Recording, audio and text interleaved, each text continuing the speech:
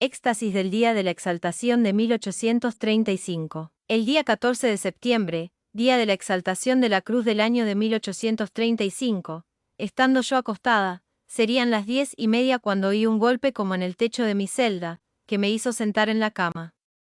A muy breve rato se repitió, pero como si rodara una cosa. La extravagancia del ruido en hora tan intempestiva me sobresaltó, y pensando si por los tejados habría entrado alguna persona, porque era un desván lo que encima caía, me eché al suelo, y para averiguar si lo habría oído Sor Patrocinio, y con el cuidado que siempre tenía, me llegué a la puerta de su celda. Sin entrar le llamé y pregunté si había oído algo, mas no me respondió, y entrando dentro repetí la misma pregunta a la que tampoco me respondió. Entonces conocí que estaría en éxtasis, y saliendo tomé una luz y entrando con ella no puedo explicar la conmoción que sentí al ver el espectáculo más tierno y respetuoso. Estaba en éxtasis encima de la cama, de rodillas y en cruz, todas las llagas corriendo sangre en abundancia, de la que había salido y salía de los pies había 2 balsas en el jergón, de las manos como estaba en cruz, se había corrido por los brazos, en las palmas de las manos había mucha cuajada, de la del costado había salido tanta y estaba saliendo que también rebalsaba en el jergón, de la cabeza caía en abundancia por el rostro, cuello y la espalda, de manera que verdaderamente era un espectáculo muy lastimoso y respetable. No hay vez que lo recuerde que no me conmueva. Entre tanta sangre que apenas se veía nada del rostro, tenía una elevación en los ojos tan respetuosa que infundía en quien la miraba respeto y conmoción muy particular. Luego que me repuse un poco, llamé a Sor María Hipólita de San Felipe Neri, que vivía en la celda inmediata, y a Sor Trinidad y dije que llamaran a su maestra y alguna otra para que vieran este espectáculo tan tierno y admirable, y daba lugar a todo porque continuaba enajenada. Y nosotras sin saber qué hacer porque continuaban vertiendo sangre todas las llagas a un mismo tiempo. Vinieron en efecto la madre Sor María del Carmen de San José, Sor María Vicenta de la Concepción y alguna otra, y en todas fue el pasmo y admiración a medida del prodigio que veíamos. Por la sangre que había, y porque en algunas partes se veía casi seca, particularmente por algunas partes de la que caía de la cabeza como son más sutiles las llaguitas, inferimos que haría ya una hora que se había quedado en éxtasis, derramando sangre. El volver de los éxtasis por el precepto mental de la obediencia ha sido muy frecuente,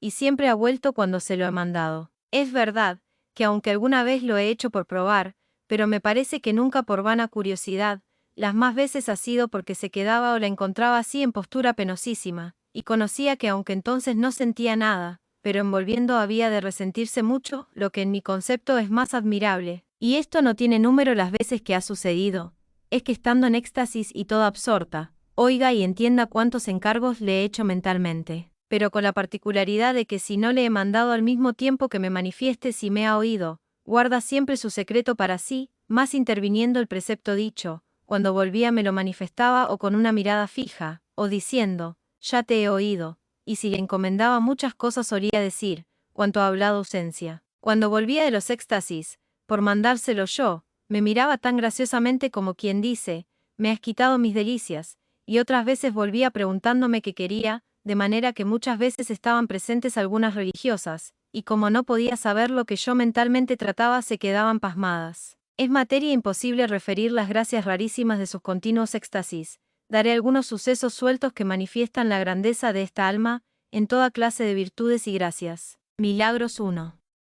El Cristo de la Palabra. La antevíspera del Corpus del año 1830 bajábamos las dos la Madre Pilar y servidora de una ermita que hay para las que hacen ejercicios. La escalera es muy angosta, y yo solía llevarle allí para que tuviese su espíritu algún desahogo, y evitar la publicidad de sus continuos éxtasis, porque ya creo que dejo dicho que cuando conoce que la han visto lo siente extremadamente. Bajábamos, pues, y yo iba delante. Al llegar a la mitad de la escalera, sentí un impulso extraordinario que me detuvo e hizo que fijase los ojos en un cuadro que había enfrente del Señor crucificado, advirtiendo una blancura tan extraordinaria como alrededor de la boca de su majestad, que llamando toda mi atención dije, Sor Patrocinio, ve su caridad qué blancura tiene el Señor. Y al mismo tiempo volví la cabeza atrás, para decírselo, pero, ¿cuál fue mi sorpresa al verla enajenada en pie, 2 escalones más arriba de donde yo estaba?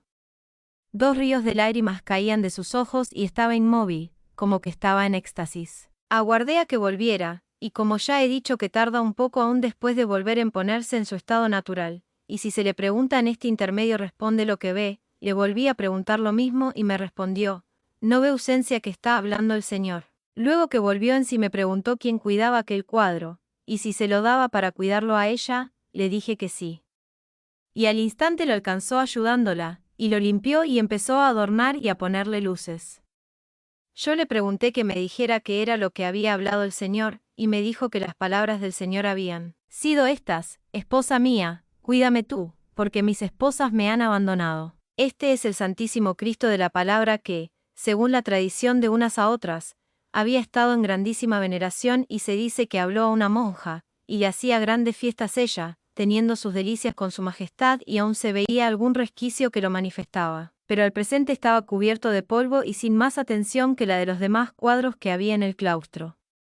Este suceso causó en mi transmutación, que entre respeto y pasmo, cuando me vieron las religiosas me preguntaban como asustadas qué me había sucedido, y tuve que decírselo. 2. El milagroso crucifijo de su celda. Entrando una tarde su maestra, Sor María Hipólita de San Felipe Neri, y yo en su celda, la encontramos sentada junto a la ventana, y en éxtasis, tenía en la mano un Cristo crucificado, que tenía en su celda. Estuvimos un poco alabando al Señor que tanto la favorecía, cuando de pronto vemos que el Señor vertía sangre por la llaga del costado. Llenas de pasmo y admiración, aguardamos a que volviera. A los pocos días, entrando yo otra vez en su celda, la encontré lavando toda la sangre al Señor. Me incomodé un poco, y le dije que para qué había hecho aquello, y que no había hecho bien. Como es tan humilde se quedó suspensa un poco, y me dijo que para limpiarlo bien lo había lavado. Luego en muchas ocasiones se ha renovado esta maravilla y cuando yo estuve tan mala, me dijeron las religiosas, que echó su majestad con más abundancia que cayó hasta el suelo. Como se le advirtió que no volviese a lavar la sangre, aunque su majestad renovó esta maravilla, en abono sin duda de su obediencia y candor. Más en la triste persecución de este ángel y con el extremado pero justo temor que a todo teníamos, lo lavé yo, aunque con grande respeto y sentimiento, porque me costó mucho el que se borrara, y llegaba hasta los pies de su majestad. Este Señor lo conservo yo por voluntad suya, para mi consuelo en la ausencia dolorosa de tan especial criatura. 3. Curaciones y otros. A una religiosa le salió un zaratán en el convento del Escorial y decía el médico que estaba muy mal. Fue Patrocinio al Escorial y al ver a la enferma, pidió un trapo y agua, le lavó la parte del zaratán y desapareció todo y le dijo que fuera a todo lo de la comunidad. En una de sus muchas enfermedades, le dijo a la Madre Olvido: ya gracias a Dios he conseguido lo que tanto he deseado y pedido. Le preguntó: ¿qué ha sido? Sí, hija, que ninguna de mis hijas se condene. En agosto de 1833 le acometió a Patrocinio una tos bastante continua y empezó a echar un poco de sangre por la boca. La vio el médico y le mandó un jarabe. A los 2 días hallé que las religiosas estaban con mucho cuidado, porque estaba bastante agravada y la hicimos acostar. Vino el médico y vio que estaba muy mala con mucha calentura, la sangre por la boca y le recetó 2 bebidas, una para contener la sangre y la otra para lo demás. Le mandó sinapismos, emplastos con polvo de mostaza. Viendo después que aumentaban las convulsiones con el peligro de ahogarse, se volvió a llamar al médico y a la 1 de la noche me dijo que era preciso que se confesase y recibiese el santo viático, comunión para los muy enfermos, por la mañana. Al llegar temprano al médico le dije que se había diferido el viático y antes de que yo concluyese de hablar me dijo: señora, ¿qué viático se ha de dar, si esto es un prodigio? Ahora está tan buena como usted y como yo, todo desaparecido. El pulmón está libre, como si nada hubiera padecido, y aunque le he dicho que esté quieta y no hable, es solo por una precaución y porque nosotros debemos no exponernos a que por una imprudencia nuestra la hagamos quizás padecer. Yo fui corriendo y la hallé lista y buena. En una ocasión vino a visitarla don Mariano Belver, gran admirador de Patrocinio. Ella, sabiendo que venía, bajó a la cocina para que le pusiéramos comida. Pero no había más que un poco de caldo del cocido por haber comido ya la comunidad y repartido el sobrante a los pobres, como se hacía a diario. Patrocinio miró en la alacena y como viera en una cazuela unos garbanzos sobrantes que no podían servir, sino para los gatos, tomó la cazuela y movió los garbanzos con los dedos, diciendo al mismo tiempo que los lavásemos bien y los echásemos en el caldo para que se calentaran de nuevo. Fue grande nuestro apuro, pensando que saldría de aquello, pero cuando se desocupó el puchero en el plato apareció un cocido tan bueno y abundante que, habiendo comido don Mariano a su satisfacción y con el mayor gusto, aún sobró bastante cocido. todas quedamos admiradas. Durante las obras de restauración de la iglesia del convento de Guadalajara, en un momento en que los trabajadores se habían ido a comer, fue Patrocinio con algunas religiosas mayores a visitar las obras, pero todas las puertas estaban cerradas con llave, que se habían llevado los albañiles. Algunas hermanas se estaban retirando y ella les dijo: «Esperad que entraremos», y poniendo suavemente su mano en las puertas cerradas, se abrieron con toda facilidad, no sin gran admiración de las religiosas. Una vez estaba muy grave Sor Patrocinio y el padre vicario, que las atendía, le ordenó que pidiera a Dios, por santa obediencia a su superiora, que no muriese.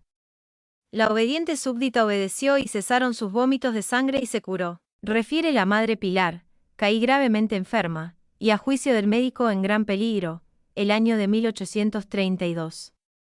Perdí la cabeza y aunque yo de nada me acordaba luego, pero sucedió que los primeros días viéndola yo llorosa le dije que hiciese oración a la señora, y luego me dijese lo que entendiese de si me moriría o no. Como es tan obediente, lo hizo y enseguida vino y me dijo que no me moriría. Y yo le pedí que me contara que le había respondido la señora, y me dijo que rogándola por mi salud, le había dicho su majestad: déjala que padezca, yo la curaré. Esto se verificó tan al pie de la letra, que padecía mucho, pero con una seguridad y paz interior que jamás temí que me muriese, y siempre tenía presentes y fijas estas palabras, de modo que todas estaban afligidas y el mismo médico, según luego me dijeron, y yo tan serena y segura. Pasados 15 días fue luego la convalecencia muy pronta.